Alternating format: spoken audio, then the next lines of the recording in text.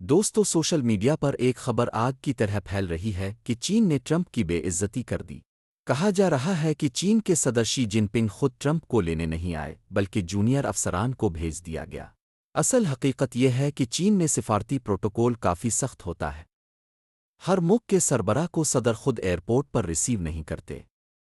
اکثر نائب صدر سینئر حکام استقبال کرتے ہیں۔ اس بار بھی ایسا ہی ہوا، لیکن سوشل میڈیا نے اس کو فوراً چین نے ٹرمپ کو ذلیل کر دیا والا رنگ دے دیا۔